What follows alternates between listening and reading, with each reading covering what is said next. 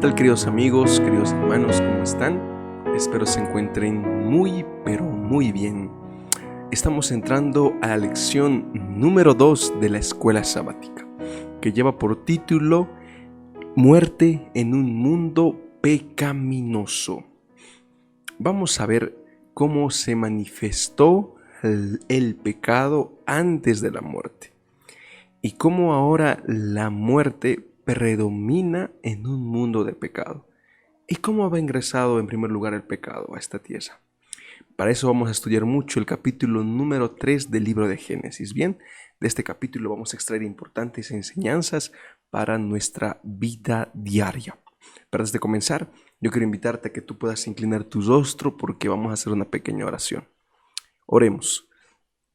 Amado Dios, amado Padre, Señor, en este momento vamos a comenzar la grabación del repaso de la escuela sabática, Señor. La lección número 2, querido Padre, y queremos que tú nos puedas acompañar en los siguientes minutos. Quédate con nosotros, amado Padre, y que tu Espíritu Santo pueda trabajar en nuestra mente, en nuestro corazón, para poder entender el mensaje que tú encuentras registrado en tu palabra, Señor. Te pido estos favores en el nombre de Jesús.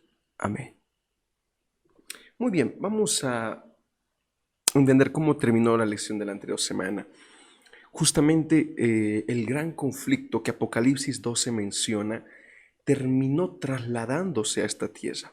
Porque tal como dice el texto bíblico de Apocalipsis 12:7, dice que la batalla de Lucifer terminó en la derrota, terminó en el fracaso. Y él fue arrojado a la tierra y llegó a esta tierra. ¿Bien? Y cuando él llegó a esta tierra, lo que él buscaba era lo mismo, tener un lugar donde poder gobernar, donde poder comandar, tener un lugar donde las personas que existan puedan estar sumisas a él. ¿Y qué es lo que él hizo? Empezó a tramar un plan para hacer caer en pecado a la humanidad que existía en aquel entonces, que se resumía en Adán y Eva. Y Dios sabía de que la serpiente, Lucifer, ya estaba en esta tierra. Y él, como todo buen padre, pues da la advertencia a sus hijos de que ellos se preparen, porque el enemigo está allá afuera y está listo para atacar. Está como un león rugiente. Y mira que lo que dijo Dios en el versículo 16 y 17 del libro de Génesis. Dice así: y Dios el Señor mandó al hombre: puedes comer de todo árbol del huerto, pero del árbol del conocimiento del bien y del mal no comerás. El día que comas de él, de cierto morirás. Mira, hay un concepto que durante este trimestre tú vas a escuchar hablar a muchos teólogos, pastores, que es la inmortalidad condicional. Este versículo bíblico ayuda a entender esa condición. El ser humano iba a mantenerse inmortal mientras coma del fruto del árbol de la vida, mientras coma de lo que hay en el huerto, pero específicamente del árbol de la vida. Pero si por acaso ellos desobedecían esta orden y se ponían a comer del árbol del conocimiento del bien y del mal que no tenían que comer, ellos perdían esa inmortalidad. Es decir, su inmortalidad estaba condicionada. ¿La condición cuál era? Obedecer el mandato de Dios, obedecer a Dios. Ahora, al entender este primer mandato, uno puede caer en duda, puede llegar a pensar: ¿será que Dios solamente está velando sus intereses? ¿Será que Dios le está quitando la libertad al ser humano? Para nada, mi querido hermano. La palabra de Dios, Pablo muchas veces cuando habla de la ley, él habla de la ley con el nombre de la ley de la libertad. La ley no te quita tu libertad. La obediencia a los mandatos de Dios no te roban tu libertad. Más al contrario, la ley te libera, te hace libre, te hace vivir en paz y en tranquilidad. Y cuando Dios mandó esta orden directamente a Adán y Eva, era para protegerlos, era para cuidarlos. Les decía: hijitos, hagan lo que les estoy diciendo. Pase lo que pase, no desobedezcan lo que les estoy mandando a hacer. Pero ¿qué pasó? En el capítulo 3 vemos que se introduce al jardín del Edén, donde estaba Dios, Adán y Eva. Se introduce este personaje llamado Lucifer. Y mira qué es lo que dice el versículo 1 hasta el 4. Génesis capítulo 3, 1 al 4. La serpiente, la más astuta de todos los animales del campo que Dios el Señor había hecho, dijo a la mujer: así que Dios os dijo que no comáis de ningún árbol del huerto. La mujer respondió a la serpiente: del fruto de los árboles del jardín podemos comer, pero del fruto del árbol que está en medio del jardín, Dios dijo: no comáis de él ni lo toquéis, para que no muráis. Entonces la serpiente replicó a la mujer: no es cierto, no moriréis. ¿Por qué razón hizo esto Lucifer? Si recordamos el pasaje bíblico de la anterior semana, en Apocalipsis 12, nos menciona de que Satanás tiene una especialidad. Mira, hoy día me encuentro con mi uniforme de conquistadores, tal como pueden ver acá. Mi club de mí se llama el Club Orión. Yo tengo en este momento mi informe de conquistador. En unas horas más, en unos minutos más, tendremos lo que es el Teolorí, aquí en la Facultad de Teología de la universidad. Y todos tenemos que estar con nuestro uniforme de conquistadores. Yo estoy aprovechando pues para poder grabar la escuela sabática. Pero los conquistadores manejamos una banda que va de este lado, donde se encuentran ubicadas las especialidades. No digo que Satanás es un conquistador, pero Satanás, si tuviese una especialidad reluciente en su banda, es la especialidad del engaño. Él sabe engañar. Él conoce cómo trabaja la mente humana y es especialista en fabricar engaños. Y lo que él estaba buscando era hacer entrar en duda en lo que Dios les había ordenado. Por esa razón, mi querido hermano, cuando tú estudies la Biblia, procura de que la Biblia, de que la palabra de Dios te abra los ojos, te lleve a la verdad, te lleve a encontrarte con Cristo, que es el camino. Pero si abrir la palabra de Dios te está sembrando solamente dudas en la mente, quizás no estás utilizando un buen método de estudio. Quizás te falta humillarte más a Dios, o tal vez te está faltando orar antes de comenzar a estudiar la Biblia. Porque lo que te enseña la palabra de Dios no debe hacerte entrar en duda. Muchas veces es el enemigo utilizando un agente secundario en ti para hacerte entrar en duda. ¿Por qué el Jesús del Nuevo Testamento es bueno y Dios en el Antiguo es malo? Tal vez sería importante analizar que si es correcto esa contradicción, o es un error de interpretación, o es una falta de entendimiento, una falta de sabiduría. Pero por favor, mi querido hermano, pídele a Dios que te ayude. Porque en ese momento el enemigo estaba buscando eso. Y Eva empezó a confiar en ella misma. Empezó a confiar en lo capaz que ella era para dar respuestas a las preguntas que la serpiente le hacía. Y la serpiente pues comenzó acercándose con una frase mentirosa a Eva, para que ella pueda continuar con la conversación y finalmente pueda caer en pecado. Mira, vamos a dar lectura del siguiente pasaje bíblico. Se encuentra en Génesis capítulo 1, del 4 al 7. Dice, no, del 5 al 7. Del 4 vamos a la lectura. Entonces la serpiente replicó a la mujer: no es cierto, no moriréis, sino que Dios sabe que el día que comas de él serán abiertos vuestros ojos y seréis como Dios, conocedores del bien y del mal. Cuando la mujer vio que el árbol era bueno para comer, agradable a los ojos y codiciable para alcanzar sabiduría, tomó de su fruto y comió, y también dio a su esposo que comía igual que ella. Mira, aquí hay algo interesante. La serpiente, Eva empezó a ver que la serpiente que se encontraba en el árbol del conocimiento del bien y del mal, en el árbol prohibido, encontró que la serpiente estaba comiendo del fruto. Y ella vio que la serpiente no había muerto. Entonces ella empezó a dudar de lo que Dios realmente le había dicho. Y sabes, es lo que el enemigo busca. Quiere que tú dudes de quién es Dios para ti. Ahora no te voy a decir qué es la Biblia para ti. No te voy a señalar qué aprendiste de la Biblia, sino quién es Dios para ti.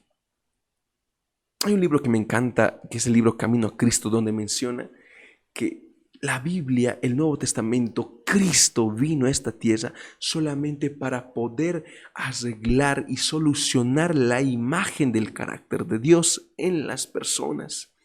Porque el ser humano empezó a ver a Dios con unos ojos desde una óptica que nunca se debería mirar a Dios. Empezó a pensar que Dios es malo. Empezó a pensar que Dios no podría entendernos. Pero sabes, mi hermano, tal pensamiento es errado. Dios sí sabe lo que necesitamos. Y Dios, cuando te promete algo, Él no se equivoca. Yo le había dicho a Eva, no comas de este árbol. Y ahora la serpiente venía, intentaba engañarla, pero ese no era aún incluso razón y motivo para que ella comiese del árbol. No había razón. Ella tenía que seguir confiando en su Dios, no soltarse de la mano de su Dios. Y es lo mismo que nosotros pasamos, mi querido hermano. No dejes que el enemigo te engañe. No dejes que el enemigo te lleve para su equipo. Tú mantente fiel a Dios. Ahora mira, vamos a analizar el versículo 6, porque dice así. Cuando la mujer vio que el árbol era bueno para comer, es decir, Eva miró desde una óptica nutricionista. Miró que el árbol era bueno. Vio que el árbol tenía frutos con buena vitamina, con buenos componentes nutrientes.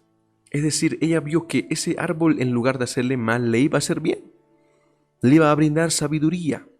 Y mira que sigue diciendo más adelante.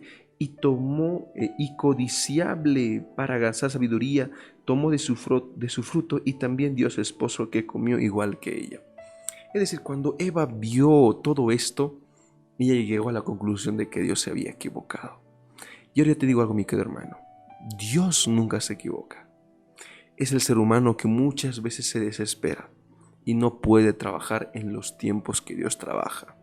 Por esa razón decide esperar el tiempo de Dios, porque sus tiempos son más correctos aún que los nuestros. Bien, vamos a continuar con la lección del día miércoles, que lleva por título No moriréis. Y se encuentra en el versículo 4, donde dice: entonces la serpiente replicó a la mujer: no es cierto, no moriréis. Mira, actualmente se maneja mucho este concepto acerca de lo que realmente es o no es la muerte. Algunos dicen que cuando uno muere, regresa a la tumba, a su cuerpo físico, pero de él sale algo llamado alma, y este alma se va para el Padre. Y la persona, debido a sus buenas o malas acciones, va a vivir al cielo o va a acabar en el infierno. Es lo que se cree, pero la Biblia no enseña eso. La Biblia enseña de que cuando uno muere, realmente muere y no vive en ningún otro lugar más. Pero ¿dónde dejamos la primera postura de que una persona después de la muerte sigue viva? Pues mira, hay un personaje tétrico en la palabra de Dios, en el libro de Génesis capítulo 3, versículo 4, que habla acerca de la inmortalidad, de que uno realmente no puede morir. Y es lo que te digo hoy, mi querido hermano. Cree en las promesas que Dios tiene. Cree en lo poco que tú estás ayudando en tu trabajo, en tu iglesia. Tú puedes sentir que no sea mucho, pero para Dios ya vale mucho todo lo que tú estás haciendo por Él. Bien, vamos a la lección del día miércoles, que lleva por título Consecuencias del pecado. Para eso vamos a la lectura Génesis capítulo 3, versículo 7.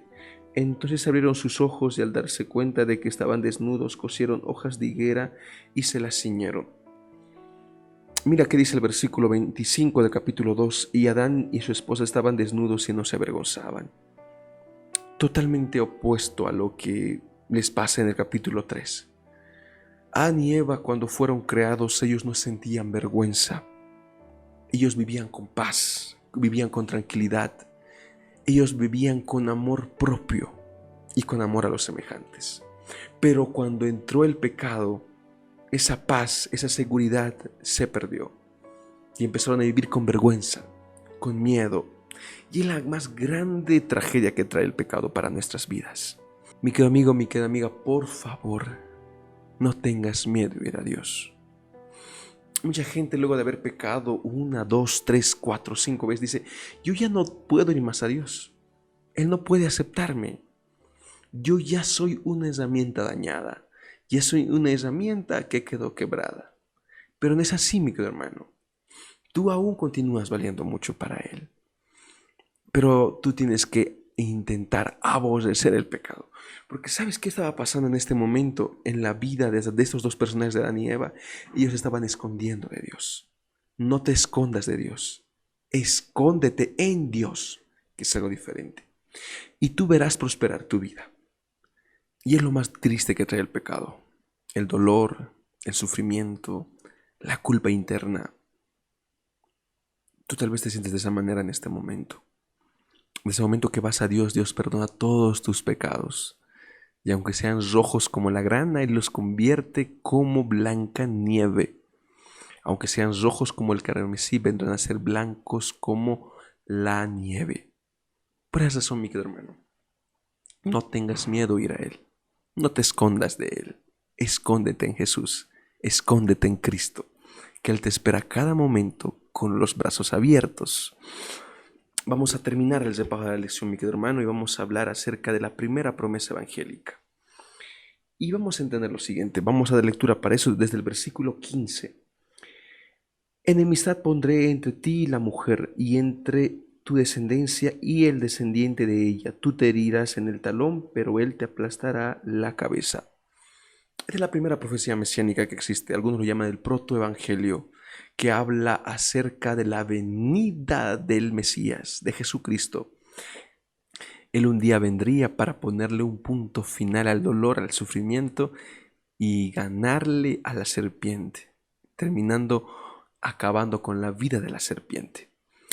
Y esa es una de las más lindas promesas que tiene Jesucristo. Mira, el ser humano falló, se equivocó, pero Cristo lo salvó. Dios los redimió. Yo imagino que Adán, al sentirse desnudo y al avergonzarse de Dios, él empezó a esconderse. Él empezó a taparse ahí debajo de los arbustos cuando vino Dios al jardín.